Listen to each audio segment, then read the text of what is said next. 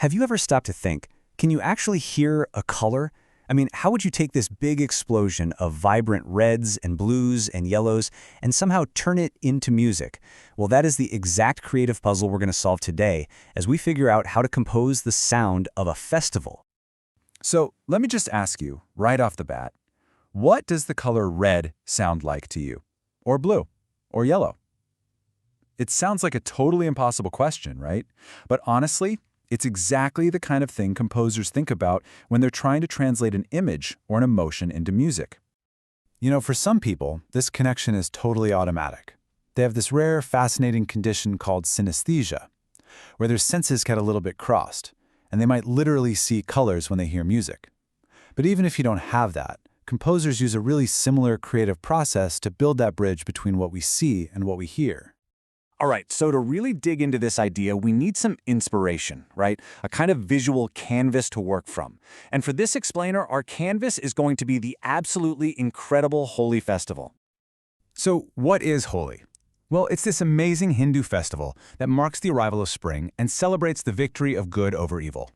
But, you know, what it's really famous for? One thing, a complete and total explosion of color. The whole celebration is just this beautiful, joyful chaos. You've got people taking to the streets, throwing vibrant paints and smearing each other with all these multicolored powders. Just try to imagine a massive, community-wide party where the air itself is just thick with color. It's bright, it's super energetic, it's all about community. So the big question becomes, how on earth do we capture all of that in a piece of music? How do we turn this vibrant scene into pure sound? Well, like any artist, we need the right tools. And for a composer, the toolbox is packed with what we call the 7 dimensions of music. Let's open it up and take a look. These 7 elements, they're the fundamental building blocks for pretty much any piece of music. First up, you've got pitch. That's just how high or low a note is. Then there's tempo, which is the speed. Dynamics, that's all about volume. Duration is how long a note lasts. Texture is about how many layers of sound you've got going on. Timbre is the unique quality of a sound. Think the difference between a guitar and a trumpet. And finally, structure is just how you organize the whole thing. And inside that toolkit, there's one thing that can set the mood almost instantly. It's called tonality. If you choose a major tonality, the music generally sounds happy, bright. But switch to a minor tonality and all of a sudden things feel kind of sad or tense.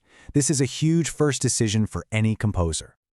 Okay, toolkit is assembled. Now for the really fun part. Let's actually use these musical dimensions to paint a sound picture of the Holi festival.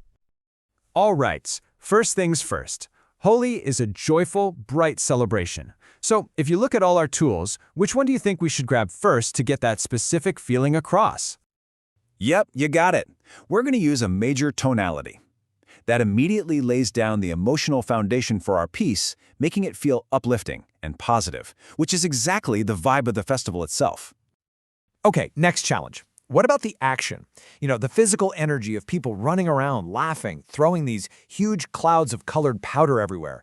How do we make the music feel like that?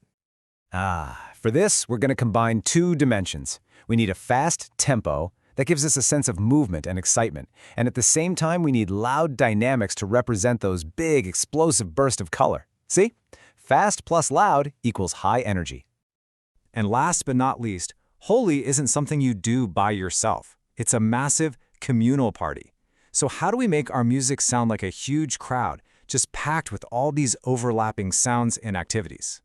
Simple, we create a thick texture. So think of it this way. A thin texture might be just a single flute playing a solo, but a thick texture, that's like a full orchestra with everyone playing at once. It gives the music this busy, full feeling that perfectly captures the energy of a crowded celebration. Okay, so we've got a recipe, a happy, fast, loud, and layered piece of music. But how do you actually write that down? Especially when your whole inspiration is about color and energy, not, traditional notes on a page. Well, that's where something called a graphic score comes in. It's so cool.